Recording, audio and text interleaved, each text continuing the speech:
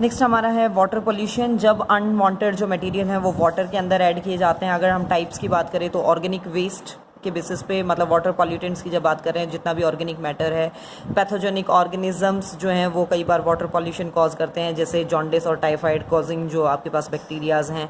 Inorganic waste भी जैसे various type के केमिकल्स और मिनरल्स हैं, जैसे बाथरूम वाटर, मतलब साबुन के कारण सॉप से जितने भी ऐड हो रहे हैं। रेडियो एक्टिव जितने भी मटीरियल हैं, अगर वो ऐड कर दिए जाते हैं वाटर के अंदर तो वो फूड चेन के अंदर एंटर कर जाते हैं, वहाँ से और प्रॉब्लम क्रिएट कर रहे हैं। सॉलिड जितने भी पार्टिकल्स हैं, soil through the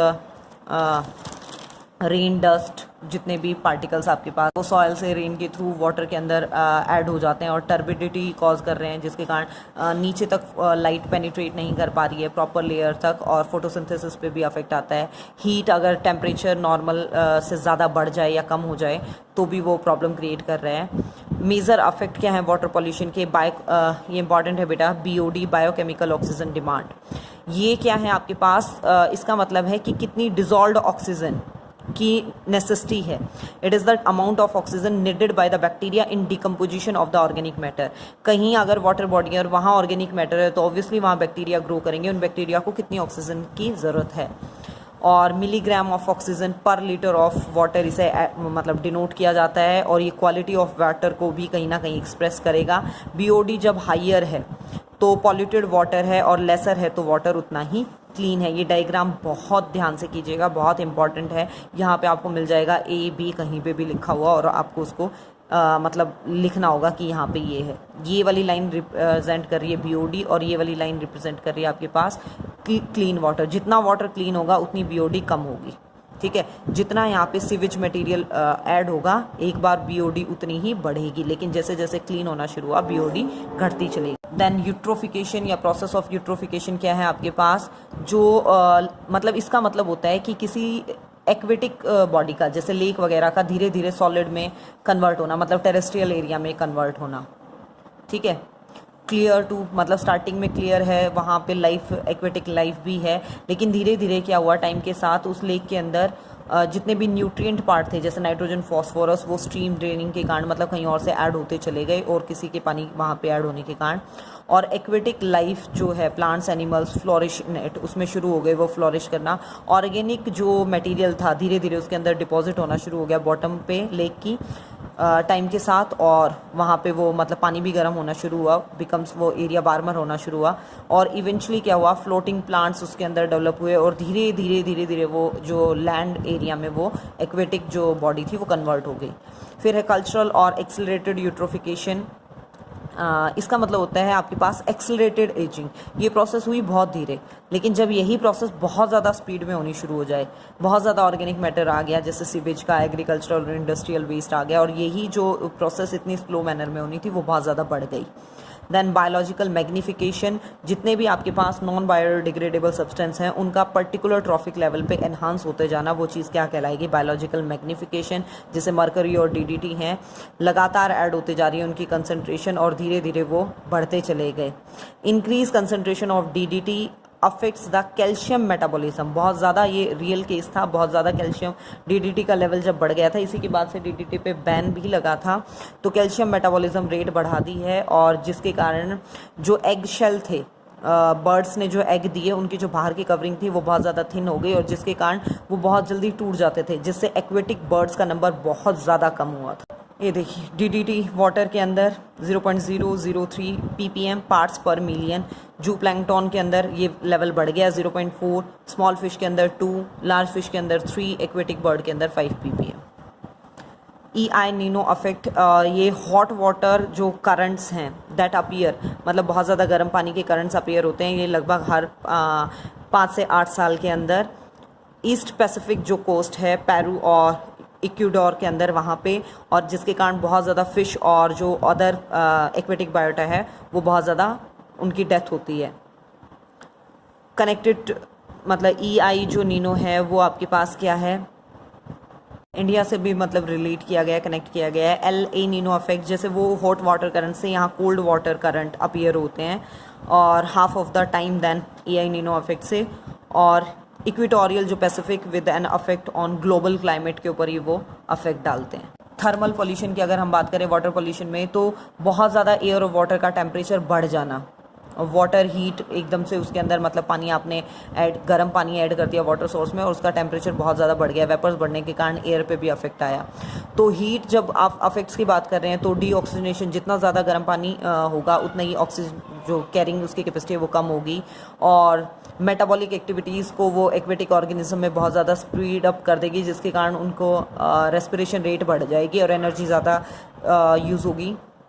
high temperature जो है वो एक बैरियर की तरह काम करता है, ऑक्सीजन पेनिट्रेट नहीं हो पाती और इंक्रीज़ इन माइक्रोबियल एक्टिविटी वहाँ बढ़ जाएंगी, जिसके कारण ऑक्सीजन ज़्यादा यूज़ होगी और ज़्यादा हॉट वाटर के कारण फिश भी की डेथ रेट बढ़ जाती है। और increase in temperature of water result in increase of toxicity of particles and chemicals. ठीक है, थर्मल जितना भी पोल्यूशन है वो जो इतना भी वहाँ नेचुरल फ्लोरा और फोना है, प्लांट्स और एनिमल्स हैं, उनको पर्टिकुलर जोन्स तक बिल्कुल क्या है चेंज कर देता है कंपोजिशन को।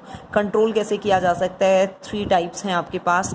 फर्स्ट है कूलिंग पोन्ड्स, कि आप पानी को पहले, जैसे ये आपके पास गर्म पानी था, कूलिंग पोन्ड्स के अंदर आपने उसको डाला कंडेंसर के थ्रू और उसको ठंडा करने के बाद फिर आप उसे किसी वाटर बॉडी में डाल रहे हो।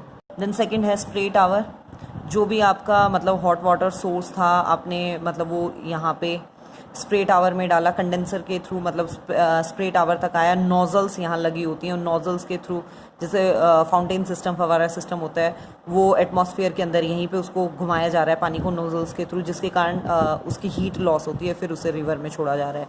कूलिंग टावर, ये भी आपके पास 2 टाइप के हैं, वेट कूलिंग टावर और ड्राई कूलिंग टावर। वेट में क्या है आपके पास, hot water is spread over the baffles, ये इन बफल्स के ऊपर उन्हें छोड़ा जाता है। The cool air entering from the side tanks away the, यहाँ से ये देखिए हॉट वाटर डाला गया, जितना भी कूलेंट एयर ऐड की गई थी, ठंडी हवा, जिसके कारण वाटर वेपर्स की रेट बढ़ गया और पानी उतना ही ठंडा होता चला गया। वेट वाले में वेपर्स की फॉर्म में वाटर का लॉस था, ड्राई वाले में वो सिस्टम नहीं रहेगा। ये सिस्टम है, हॉट वाटर को यहाँ पाइप्स के थ्रू पास किया जाता है और इन पाइप्स के ऊपर क्या है फैंस के थ्रू ठंडी हवा डाली जाती है, तो जितना भी इवेपोरेशन का कोई चांस नहीं होता। ठीक है, हॉट एयर यहाँ से रिलीज होती रहती है और पानी पाइप्स में ही ठंडा होगा और कूल वाटर को ले लिया जाता है। देन अंडरग्राउंड वाटर पोल्यूशन की अगर हम बात करें तो common source of water pollution वो उनके लिए रिस्पॉन्सिबल है सीवेज और जितना भी इंडस्ट्रियल मटेरियल है या फर्टिलाइज़र या पेस्टिसाइड्स हैं। जो पॉल्यूटेंट्स हैं वो फिल्टर थ्रू सॉइल के थ्रू फिल्टर होके और अंडरग्राउंड वाटर के साथ मिक्स हो रहे हैं। देन है मेराइन वाटर पोल्यूशन, आज के दिन जो सी हैं उन्हें भी सीवर कंसीडर कर लिया गया है वर्ल्ड का। वाटर पोल्यूशन जो है वो सी का वो मतलब बहुत ज़्यादा बढ़ गया है कोस्टल सिटीज़ और इनके कारण सब कुछ मतलब रिवर्स के पोल्यूशन के कारण। कंट्रोल कैसे करोगे आप? डायरेक्ट जितना भी डिस्चार्ज है टॉक्सिक मटेरियल का वो सी में ना किया जाए। जितने भी डेवलपमेंटल एक्टिविटीज़ हैं वो कोस्टल एरियाज़ में बहुत मिनिमाइज़ कर दी जाए। मॉडर्न टेक्निक्स को फॉलो किया जाए जिससे ऑयल स्पिल्स वगैरह रिमूव हो सकें। कॉमन अफेक्ट क्या है वाटर पोल्यूशन के? एडिशन ऑफ वेरी फाइन जो है आपके पास substances make the water turbid, मतलब वही कि लाइट पूरी प्रॉपर पेनिट्रेट नहीं कर पाएगी। जितने भी एडिशन ऑफ डाइज चेंज, अगर आप बहुत ज़्यादा कलर वाले डाइज ऐड कर रही हो तो वो वाटर कलर ही चेंज कर देते हैं। और जितना भी iron, oil, grease, detergent, phenol, hydrocarbon के कारण जो टेस्ट और स्मेल है वाटर की वो चेंज हो जाती है। वेरियस पॉल्यूटेंट्स जो हैं आपके पास किल्स द वेरियस फ्लोरा और फोना के ऊपर हार्मफुल इफेक्ट डालते हैं। हॉट वाटर कॉज डीऑक्सीजनेशन वो कॉज कर रहा है। मरकरी जो है वो बायोमैग्निफिकेशन कॉज करती है और मिनीमाटा डिजीज उसके कारण हो जाती है। डायरिया वगैरह भी कॉज हो रही है। हीमोलाइसिस, लॉस ऑफ सेंस, इसके अंदर ये सारे मतलब कॉमन प्रॉब्लम बताई गई हैं। ब्रेन से रिलेटेड मेनिंजाइटिस भी हो जाता है। आर्सेनिक जो के कारण ब्लैक फुट डिजीज होती है। नाइट्रेट के कारण ब्लू बेबी सिंड्रोम और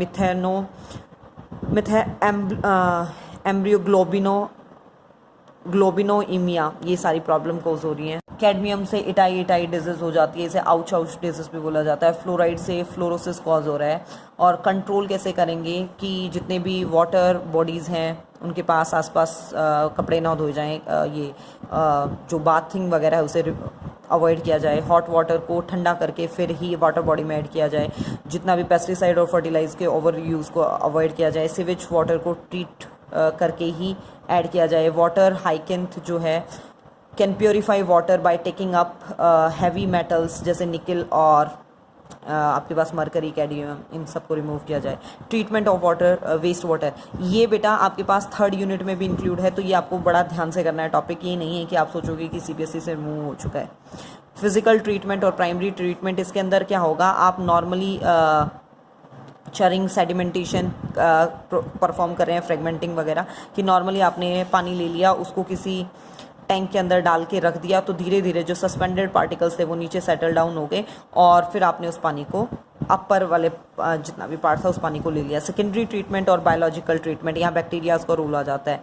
प्राइमरी ट्रीटमेंट के बाद जो पानी आपने ऊपर से लिया, जो सस्पेंडेड, नॉर्मली जैसे ग्लास में मिट्टी डाल के हम पानी में घोल के रख दें तो मिट्टी नीचे सेट हो जाती है और ऊपर से आपने पानी रिमूव कर लिया, वो फर्स्ट स्टेप था। इसके बाद है जो सेकेंड स्टेप, वो 2 तरीके से है आपके पास। One is the anoxic treatment. इसके अंदर क्या है, एनारोबिक बैक्टीरिया की ट्रीटमेंट है। जो एनारोबिक बैक्टीरिया है वो कॉम्प्लेक्स वेस्ट मटेरियल को सिंपलर में कन्वर्ट करेंगे। इसके लिए मेथड क्या है, ये देखिए, जितने भी पॉलीसेकेराइड और प्रोटीन थे इनके ऊपर एनारोबिक बैक्टीरिया ने काम किया और इन्हें मोनोमर्स और अमीनो एसिड में, पॉलीसेकेराइड को मोनोमर में, प्रोटीन को अमीनो एसिड में कन्वर्ट किया। एनारोबिक बैक्टीरिया ने मोनोमर्स को फैटी एसिड्स के अंदर जो है वो कन्वर्ट करना शुरू किया। यहाँ से आपके पास CO2 और जो हाइड्रोजन थी जिससे कॉम्बाइन होके आपके पास क्या है, मीथेन और वाटर मॉलिक्यूल्स फॉर्म किए। फैटी एसिड से एसीटेट, कार्बन डाइऑक्साइड और हाइड्रोजन वाला पार्ट, ये यहाँ से CH3COOH बनना शुरू हुआ। और ये जितने भी आपके पास इवेंट हैं वो बायोरिएक्टर और फर्मेंटर, बायोरिएक्टर हम पढ़ भी चुके हैं, वहाँ से परफॉर्म किए जाते हैं। कि वेस्ट वाटर प्राइमरी ट्रीटमेंट के बाद आपने ऐड किया, ये सारी वहाँ गैसियस जो कंपोनेंट थे, scum, supernatant, activated sludge, settled sludge, ये अलग अलग चैम्बर से अलग अलग मटेरियल को रिमूव भी किया जा सकता है। ठीक है। देन है second aerobic treatment. Aerobic bacterias के बेसिस पे फर्स्ट है इसमें अलग अलग मेथड्स में ट्रिकलिंग मेथड। इस दिस मेथड में क्या होगा, आपके पास वाटर्स को फिल्टर किया जाएगा और जिसमें बड़े बड़े पत्थरों की लेयर होगी और उसमें से वाटर को फिल्टर आउट किया जाएगा। इस फिल्ट्रेशन के टाइम पे क्या होगा, एरोबिक बैक्टीरिया जो है वो कन्वर्ट करेंगे कॉम्प्लेक्स ऑर्गेनिक मैटर को सिंपलर फॉर्म के अंदर। जो आपके पास बायोफिल्म्स ऑन द स्टोन्स के ऊपर एक मतलब पतली सी बायोफिल्म्स लेयर्स की तरह जैसे काई सी लग जाती है वैसे ये मिलेंगे। और एक्टिवेटेड स्लज मेथड सेकेंड है। इस मेथड के अंदर क्या होगा, वाटर प्राइमरी ट्रीटमेंट के बाद उसे मिक्स किया जाएगा एयर और एल्गी। ठीक है, एक एयरेशन टैंक के अंदर उन्हें छोड़ दिया जाएगा। यहाँ पे एल्गी जो है वो ऑक्सीजन प्रोड्यूस करेगी जिसके बेसिस पे एरोबिक बैक्टीरिया डिकम्पोज करेंगे ऑर्गेनिक मैटर को सिंपलर फॉर्म में। और from the aeration tank water जो है उसे सेंड किया जाएगा सेटलिंग टैंक के अंदर, जहाँ पे स्लज जो मटेरियल है वो नीचे बैठ जाएगा एयरेशन टैंक के अंदर। और उसके बाद उन्हें क्या है, अगेन एयरेशन टैंक के अंदर भेजा जाएगा और एनॉक्सिक ट्रीटमेंट उन्हें दी जाएगी एनारोबिक वाली। To clear the effluent can be discharge, और जो आपके पास क्लियर इफ्लुएंट है उसे वाटर बॉडी के अंदर डिस्चार्ज किया जा सकता है। प्राइमरी ट्रीटमेंट के वाटर आपने एयरेशन टैंक में भेजा, यहाँ से एयर की सप्लाई है। ठीक है, एनॉक्सिक ट्रीटमेंट के बाद भी यहाँ पे मतलब वो डायरेक्टली सप्लाई को कनेक्ट किया गया है सेटलिंग टैंक में। क्लियर पानी को यहाँ से ले लिया, स्लज को यहाँ से निकाल लिया, जितना भी एनारोबिक स्लज के ऊपर एनारोबिक बैक्टीरिया ने काम किया और वापस से फिर से ट्रीटमेंट के लिए भेज दिया गया। देन है टर्शरी ट्रीटमेंट। सेकेंडरी ट्रीटमेंट के बाद और भी इम्प्योरिटीज़ जैसे नाइट्रेट, फॉस्फेट, सस्पेंडेड पार्टिकल्स को क्लियर करने के लिए टर्शरी ट्रीटमेंट स्टेप है। आज के दिन स्पेशल टेक्निक्स के मतलब हैं अवेलेबल हैं to remove the specific substance जैसे DDT, डाइक्लोरोडाइफिनाइल, ट्राइक्लोरोइथेन। ये देखिए, ये टर्शरी ट्रीटमेंट का स्टेप होता है। इफ्लुएंट आपने लिया, इसे इन अलग अलग इन टैंक में से भेजा जाता है जैसे अल्म प्लस सेडिमेंटेशन टैंक, फिर एक्टिवेटेड आपके पास charcoal, then salination tank, nitrate removal treatment DDT के लिए और क्लीन वाटर को भेजा जाता है। यहाँ पे ये कनेक्ट होते हैं 98% पार्ट, यहाँ पे सस्पेंडेड पार्टिकल्स जो उनको रिमूव किया जाता है। ये वाला पानी आप इरिगेशन के लिए यूज़ कर सकते हो। यहाँ पे ऑर्गेनिक मैटर को वेस्ट रिमूव किया जाता है, यहाँ सॉल्ट का रिमूवल हो रहा है। This is the technique of tertiary treatment.